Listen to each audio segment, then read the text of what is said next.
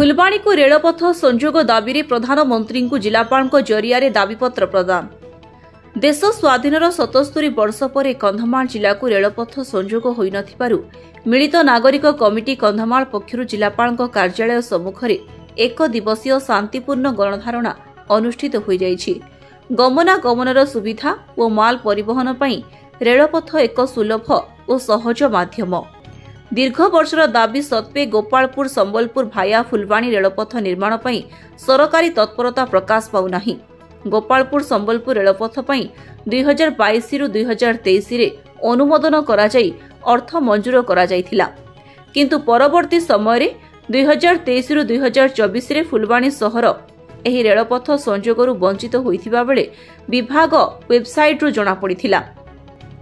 फुलबाणी सदर महकुमा को रेलपथ संजोग करी नुआ डीपीआर प्रस्तुत करिपाकु ओरिडिल संस्था को निर्देश दिया जाइथिबा रेलमंत्री अश्विनी वैष्णव दशपला रेल स्टेशन उद्घाटन अवसर में घोषणा करथिले। एहा मध्यरे एक वर्ष अतिक्रांत होइथिले हे ओरिडिल पक्षरु बा ओडिशा सरकार पक्षरु कौनसी अग्रगति होई पारि नाही। तेणु डिसेम्बर 2 तारिख रे एही गणधारणा करा जाई माननीय प्रधानमंत्री और मुख्यमंत्री उद्देश्य रे कंधमाल जिलापाल जरिया एक दाबीपत्र प्रदान करा जाइछि।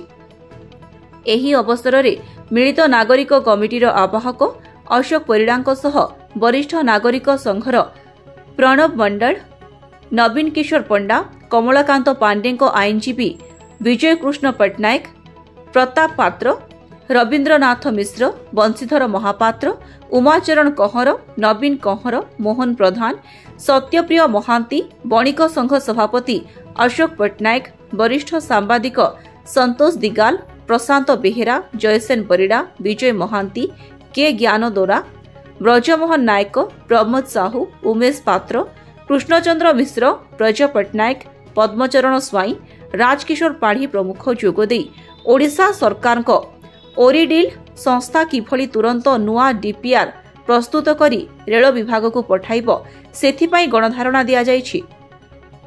फुलबाणी सदर महकुमा को रेलपथ संजोग नहीं कार्य त्वरान्वित पई प्रधानमंत्री और मुख्यमंत्री उद्देश्य रे कंधमाल जिलापाल अमृत ऋतुराज जरिया दाबीपत्र प्रदान करा जाइछि। जिला रेलपथ क्रियानुष्ठान कमिटी और मिलित नागरिक कमिटीर परेश महापात्र, रामकृष्ण बेहेरा, मधुसूदन साहू, कृष्ण मिश्र, नारायण साहू, टी राजगोपाल पात्र, मंजुला पाणिग्राही, ब्रह्मानंद पाणिग्राही, विकास महांती, मनोज चौधरी प्रमुख बहु बुद्धिजीवी गणधारणा जोग देइथिले।